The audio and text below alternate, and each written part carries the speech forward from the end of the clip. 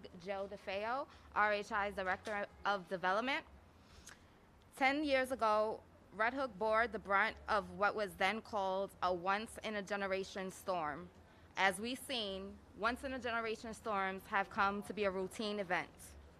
While we've seen damaging storms affect Red Hook and the Red Hook community over the last decade, the community is still grappling with the lingering effects of Sandy, unfunded and unfinished housing repairs, and a neighborhood that still shows the wounds of those long weeks during and after the storm hit.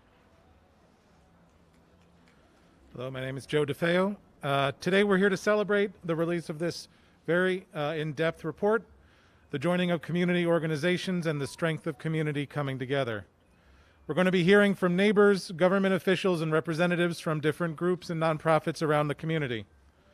While we are here, we can celebrate, but we also need to recognize the work that needs to be done and the struggle that continues. In the middle of so much unfinished work, in the middle of so many broken promises, and in the middle of a decade of neglect, the hope of community and recovery shines, and we need to work together to make that hope a reality. Join us in welcoming Morgan Monaco, Executive Director of Red Hook Initiative. Hi, I'm Morgan Monaco. Welcome everyone to the beautiful corner of 9th Street and Hicks, a corner that means a lot to us and to this entire community. We are standing in the Red Hook Initiative Community Center, which serves as a beacon for young people to discover their voice and use it to create change from within. We are celebrating our 20th anniversary this year and taking stock of our history to know where we're charting out our path for our future. Over the past 20 years, we've had an impact on an entire generation of young people and worked to support the core life supports for an entire neighborhood. All of this was founded on the core principle of neighbors helping neighbors, looking out for one another. 10 years ago, we experienced firsthand the destruction of Superstorm Sandy, and our community center, this very spot, became one of the early first responders to the crisis. I am grateful to everyone joining us here today to learn about what happened so that we can be prepared to take on whatever future threats come our way. I am now delighted to introduce my amazing and talented colleague, Tavina Willis, who is not only an incredible member of our RHI team, but is also a Red Hook Houses resident, to tell her story about the power of people coming together to lift each other up and come out stronger and more resilient for it. Tavina?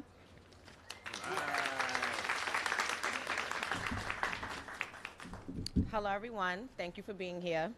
My name is Tavina Willis, and I am a Red Hook resident and a community organizing manager at Red Hook Initiative. The Comptroller's report highlights the critical role that the community members and CBOs play in a neighborhood's recovery. We saw following Hurricane Sandy that it was Red Hook residents who woke up the day after the storm and began organizing.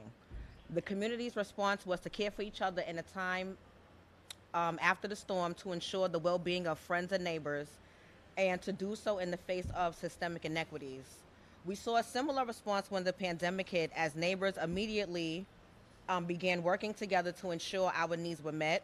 RHI worked alongside community organizations here today like Red Hook Art Project, Redemption Church, Red Hook Relief, the Justice Center, and other resident leaders to quickly respond to community need. I myself came to Red Hook Initiative in the days after Sandy to charge my phone, along with my neighbors' phones, and to get information and supplies.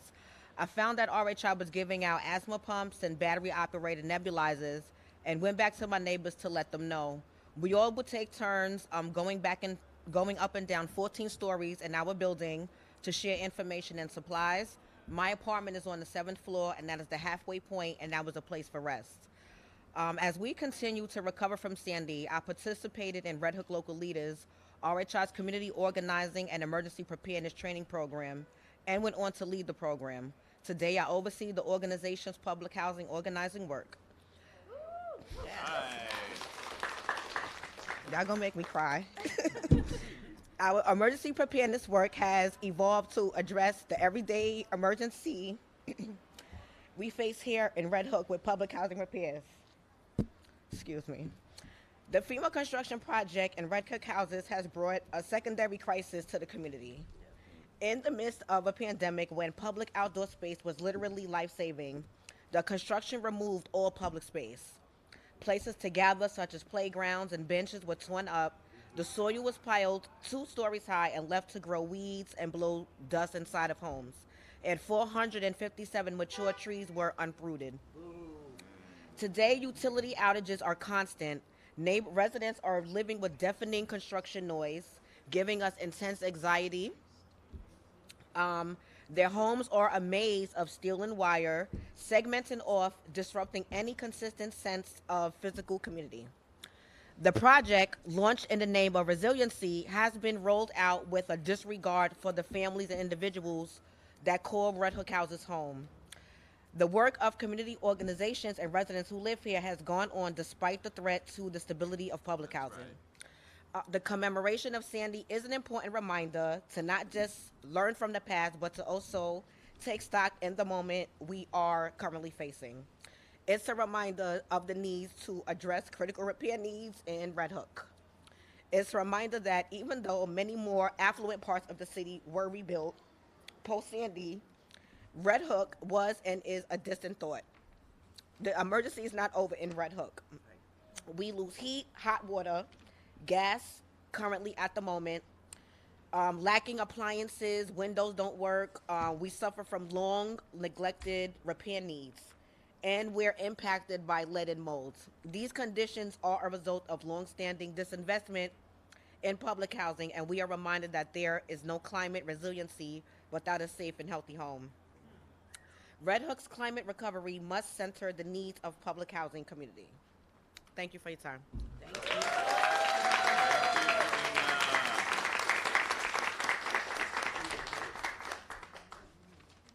Thank you, Tavina. We would like to welcome now Marquise Stillwell, co-founder of Urban Ocean Lab, up. Thank you. My name is Marquise Stillwell. I'm the co-founder of Urban Ocean Lab and a resident of Red Hook. Today, we are here to not only recognize the moment, but also acknowledge what is still not happening.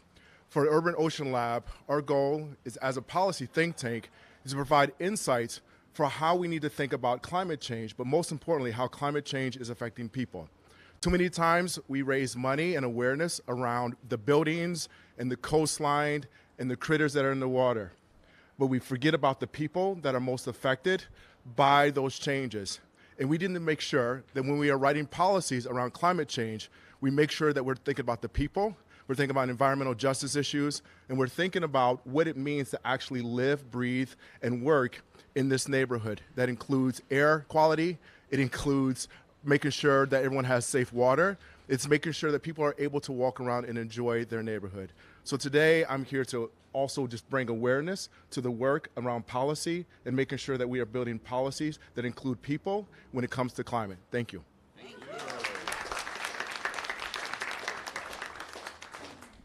Thank you, Marquise. Please welcome NYC's Comptroller Brad Lander. Thank you. All right. Thank you, Maddie and Joseph. Let's hear it for our MCs today. Morgan, great to see you. Thank you for everybody here at Red Hook Initiative who's done the amazing job of building this extraordinary community. Can't be in Red Hook without saying thank you to my dear friend Karen Blundell.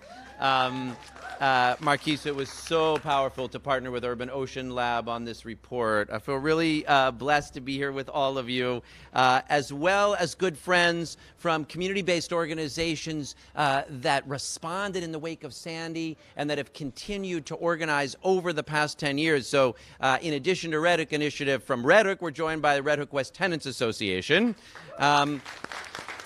And then we've got folks around the city from the Fresh Creek Civic Association in Canarsie. Thank you, Maria Garrett. From the Cary Gardens Resident Association in Coney Island. From We Act for Environmental Justice Uptown. From the Lower East Side Residents Committee and the Science and Resilience Institute at Jamaica Bay. Let's hear it for all of those partners. Those are just a few of over a dozen groups that are profiled in this report. It's hard to believe that it's been 10 years since Hurricane Sandy hit. And I think for most of us, it's not at all hard to just put your mind and your body back in the spaces that we were in during that storm and really remember what we were seeing. The 100-year-old tree that used to sit outside on our sidewalk fell on our house during the storm.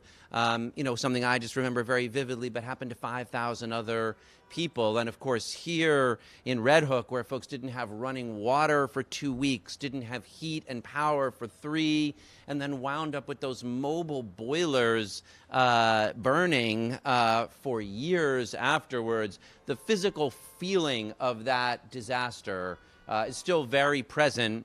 And yet what is even more etched in my mind than that tree falling on our house while we were in our living room are the extraordinary ways that neighbors showed up for each other in the minutes and hours and days and months and even years afterward. It was just so powerful to see people whose own homes were damaged yet rush out and figure out how they could save lives, how they could bring people food, how they could help other people clean up their homes, how we could help shelter those who were displaced, and then how we could begin to start to plan and envision our communities in different ways than before. And so I think back to the days that I spent in those next 6 weeks up at the Park Slope Armory, where 500 frail elderly New Yorkers evacuated from nursing and adult homes in southern Brooklyn, and the Rockaways spent 6 weeks in cots on the drill floor of the Armory. And yet, because we managed to get them good food and entertainment and help voting absentee, quite a few of them said it was the most beautiful 6 weeks that they had had. Out here in Red Hook, thanks to the work that this set of people and so many folks did, and the way that this place became a hub. You saw so many people out providing each other food. The food at some of those potlucks was like the best meals you had had, even though nobody had power or heat to cook with. And you could tell, you could kind of feel what that was like. It was necessary, but it was also a really beautiful and powerful form of solidarity. And what has been extraordinary is not every place where that happened. For the crew that was at the Park Slope Armory, at year 1 and year 2, we gathered again. But a few places, 10 years later, are still building on the extraordinary organizing and solidarity and saying we are going to be the ones that help envision and shape and bring our communities forward, because we need that resilience not only in moments of disaster, we need that resilience built into our community, whether we're fighting for the rights of housing residents, or whether we're looking for jobs for our young people, or demanding clean air and communities where our folks can breathe. And that's what you've seen as Red Hook Initiative has grown into an organization that serves this whole community and where young people develop in extraordinary ways. This morning I was just in Staten Island at the nonprofit Staten Island Conference. They formed a whole new coalition called COAD that now has dedicated staff that got created out of Sandy to coordinate emergency preparedness efforts across the borough, creating the capacity and community resilience that then was able to show up during the COVID-19 pandemic because they had built that new organization and those new capacities. Earlier this year, I had the great good fortune to go out and see the work of the Fresh Creek Civic Association, also in many ways called together after Sandy, and they have been able to bird dog resiliency projects that in some cases are long delayed, in other cases needed community voice to be done in the right way, and they've built a whole new civic capacity to shape the infrastructure that gets built, and that's true with the Flossie, and true with We Act, and true in Cary Gardens, and dozens of places around the city. Look, city government has an important role to play in helping mitigate climate crisis through capital projects, through physical infrastructure. And earlier this month, my office released a report showing the slow pace of spending on the projects that we set out on after Sandy. Nearly 30% of the federal dollars still aren't spent. Projects like East Side Coastal Resiliency, only 13% complete. Some of the raised shoreline projects have completion dates out at 2030, 20 years after the storm hit. So we do need to move smarter and faster on physical infrastructure. But what this set of people and this report shows is that physical infrastructure alone will not keep us safe, we need to make big investments in our social infrastructure as well. And that's even more clear now than it was 10 years ago, as the aperture of disaster in the climate crisis has widened, because it's not only in coastal communities that folks need coastal flood protection. Hurricane Ida showed us that a whole other set of people need protection from drowning in their homes in an event of a flash flood. And if we don't have social infrastructure to show up for folks who live in basements, they will be left vulnerable. We saw this summer in Northern Europe and in the Northwest United States devastating impacts of extreme heat waves. It's already true that actually more New Yorkers die each summer from extreme heat than in other climate disasters. And when we get an extreme heat wave like hit Europe and the Northwest, and we will, it will be those places that have built social infrastructure to stay in touch with vulnerable seniors that save their lives, and those places that don't won't. That's what we mean. Social infrastructure can protect our communities, can save lives. And let's remember, and you've already seen this today, it's not only that it gets you more prepared for a climate disaster. It's not only that it can save lives in its wake. It's not only that it could plan for better infrastructure going forward. What it builds in its people, and in that speech you heard from Tabina, are the elements of social resilience that make it possible for our communities to be places that folks can thrive every single day, not only after a disaster. We are already living every day in the era of the climate crisis, and we will either invest in social infrastructure and get resilient results, or we will all essentially drown. So that's why we commissioned this fantastic report, and I want to say a huge thank you to Louise Young, our Chief Climate Officer in the New York City Comptroller's Office, the first ever, whose idea it was to do this report and who worked with all of you. We are so grateful to work, Marquise, with you and with Laura Crucier at the Urban Ocean Lab to partner on this project. But we're most grateful to everybody who's actually doing the work on the ground in their neighborhoods, who doesn't get that much funding to do it, in a lot of cases almost none, and yet not only are out there doing it every day, but then we're willing to be generous with your time and say, yes, absolutely, we want to show up and be part of this effort. So you can get a copy of the report, and I don't think those folks behind me will be that surprised at its findings, but I'll just highlight 2 or 3 of them. One thing that we think there needs to exist is some flexible funding so community organizations can be building out resilience solutions in advance of a disaster hitting. You can't wait till the crisis hits. We ought to have on-call contracts so that if you need disaster case management, you know you're going to be able to deploy it. You've already signed up, and the city has said, yeah, we'll give you the funding when that happens. Standing in this beautiful space, it's really easy to see the urgency of investing in community organizations' physical spaces. What RHI was able to be as a resilience hub was remarkable, but so many neighborhoods don't have the good fortune of already having a community organization that was able to build something like this. So we need resources for that. And we need to move from models of just community engagement, where people are kind of told what's going on, to real collaborative governance, where we are building out our communities together. You've seen all of that in the groups that are here. And if we invest in smart public policy and providing those resources and supports in every neighborhood, we can make things like this happen all around the city. And to conclude, I want to quote, because in the days after Sandy, my Bible became Rebecca Solnit's book, A Paradise Built in Hell. And if you haven't read it, after you read this amazing report, you should go read it. But here's what its kind of essence is. She asks, what is this feeling that crops up during so many disasters? An emotion much graver than happiness, but still somehow deeply positive. It provides that feeling that we had in those days, an extraordinary window into social desire and possibility. Our response to disaster gives us nothing less than a glimpse of who else we ourselves may be and what else our society could become. And she boils it down this way: the recovery of this purpose and closeness without crisis or pressure, without just that moment of disaster, is the great contemporary task of becoming human. And as we stand here 10 years after that moment, we know that rising to that task, that building from that deep well of solidarity to build a city of resilience with leaders like the ones we have here, that truly is the great contemporary task of becoming human, and it is absolutely what our city and our government are called on to support. Thank you all so much for being part of it. Thank you, Louise. Thank you, Marcus.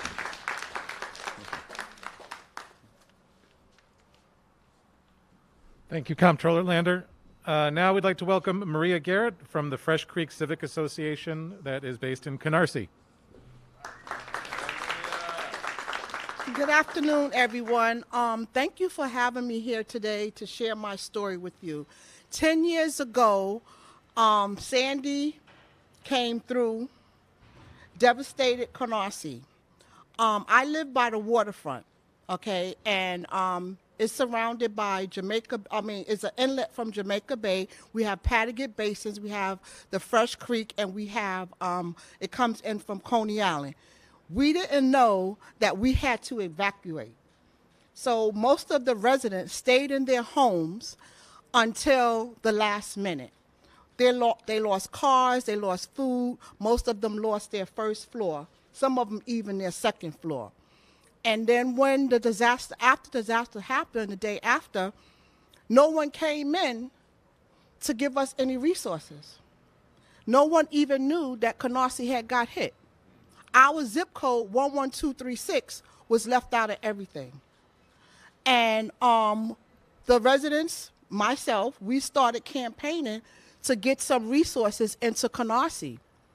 I spoke to one of our elected officials, and he said to me, the reason why we didn't get any resources because we didn't have an organization, a civic organization. You represent a community. You are my council person, and you're going to tell me I need to have a civic organization? That was the wrong thing to tell Maria Garrett.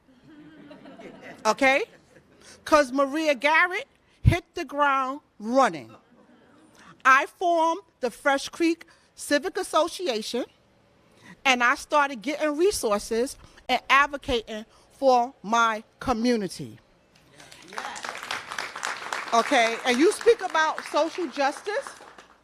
When a community demographic change, so does the funding. And I'm not the one that you're going to leave me out because I pay my taxes, okay? And I'm a homeowner and I pay my taxes, so I paid my dues, okay? But I'm happy to stand here to tell you today, through all of my advocacy of working to get some work done, the comptroller came out in April of this year to see the work that was being done. We had a $14 million coastal protection project that was being done, okay?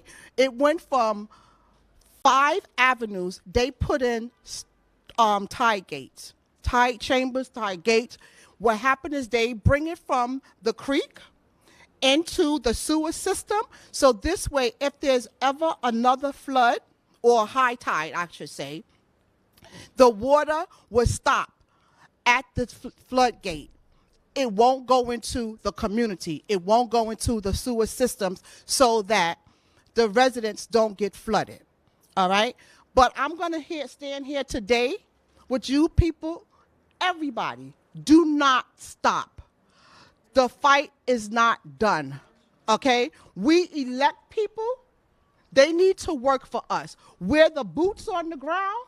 We need to help them, and we need to stand together. And if I have to come back to Red Hook to help you guys, I'm down for the fight, okay? I'm down for the fight. But stay strong, Red Hook. Thank you.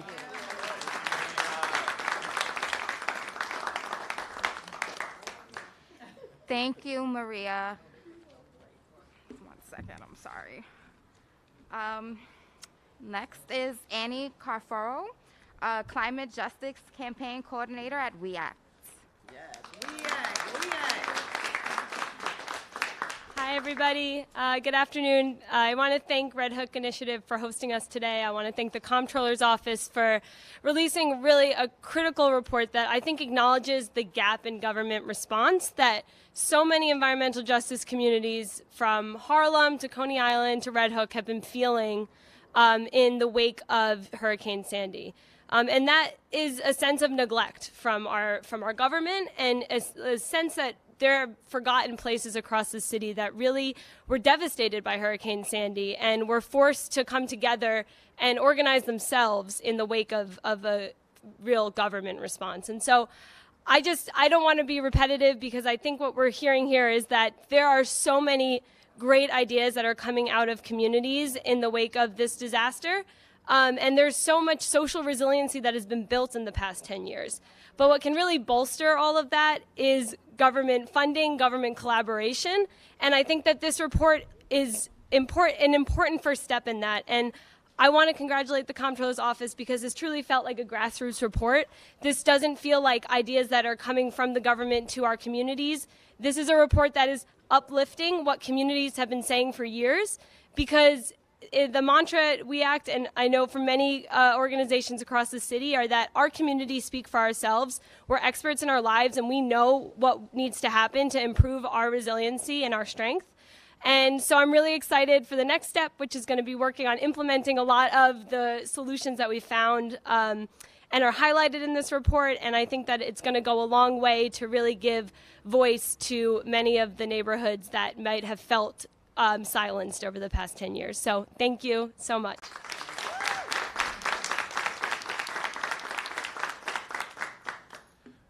Thank you, Annie. From the Cary Gardens Residents Association in Coney Island, please welcome Julia Danieli. Hi, everyone. I'm Julie. I'm from Coney Island, and I remember Hurricane Sandy when it was coming, the lights. My 15-year-old, he was paranoid. So we made a makeshift tent in the bedroom, and we charged everything. We had a portable DVD player, and you're okay, we're gonna be okay. So, I mean, he's a kid.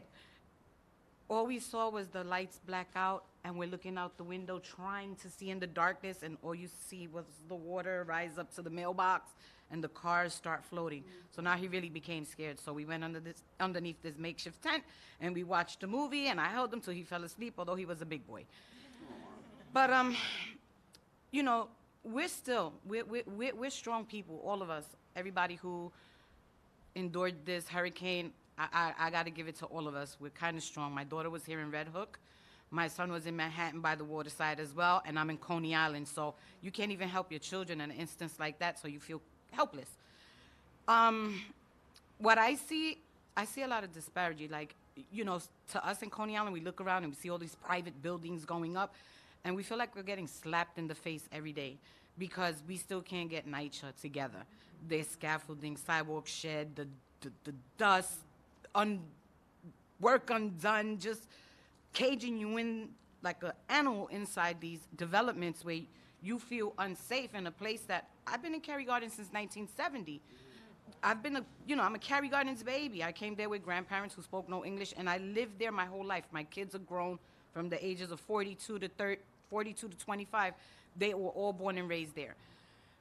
What I learned from Hurricane Sandy that, she was mean, and she may have a brother around the corner. Are we prepared? Are we prepared? Are we prepared? If, God forbid, a hurricane was to come tomorrow, are we going to be able to withstand it? The way our buildings are done? I don't think so. I really don't think so. But another good lesson that I did learn, that amidst of this crazy world, there's still a lot of good people, because people from everywhere came to Coney Island. And I remember getting food, helping give out Pampers. I was out there with National Guards giving the food and the Pampers and the milk, and walking up flights to bring water to seniors. So we all came together. I just hope, I hope that we would still continue to come together, because that's the only thing that's going to save us. You can't have these type of meetings and rallies and even these press conferences that are good. we need everybody to come out, everybody to stick together. We're all going through the same thing. It doesn't matter if we're rich, we're poor, doesn't matter if we come from Nitro, we have a 3-story house. We all, when a hurricane hits, we're all one and the same because we all suffer the same issues. So I'm glad to be part of this, and I hope that we could continue to form bonds where you can make people accountable for the work, the lack of work. We need to get these homes back in order for everybody to be able to feel safe, secure, and, you know, have a decent life. You know, quality of life is important, you know, and you want us to give back, but we also need to be given in order for us to give back, because I can't pour out if I'm not filled. You understand? And I need to be okay in order for me to say, okay, and I got energy to go out there and do some more stuff. So I'm glad for everybody who's here, who works in all the neighborhoods, because like I said, we're all the same, right? We're all human beings, and when things like this happen, it doesn't matter how much we have or don't have, we're still one and the same. So thank you so much for all your work, and let's keep going, because we have a lot of work to do, right?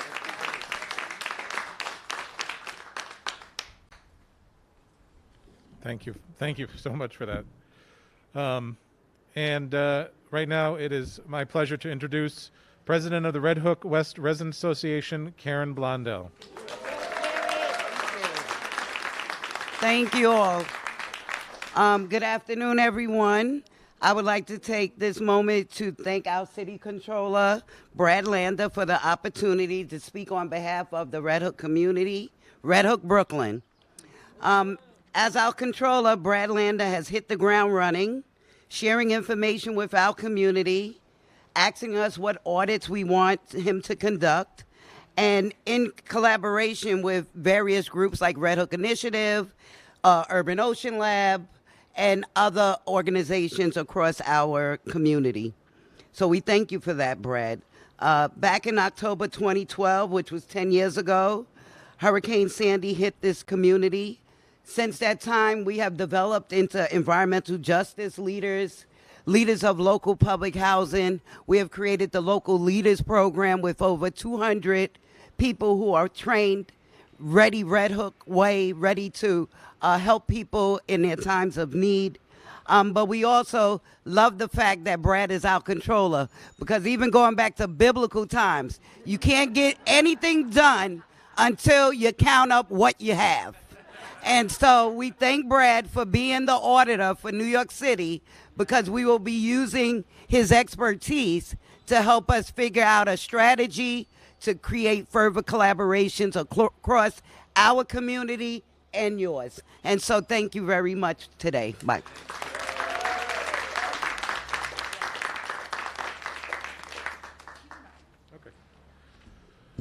Well, that's the end of the speaking portion. Thank you for coming. We were going to open the floor to questions and answers, but thank you everyone for coming. You've all created the big tent that we're all under. Yeah. So we are stronger together, and this is community. As you read the report, don't forget these stories. So thank you.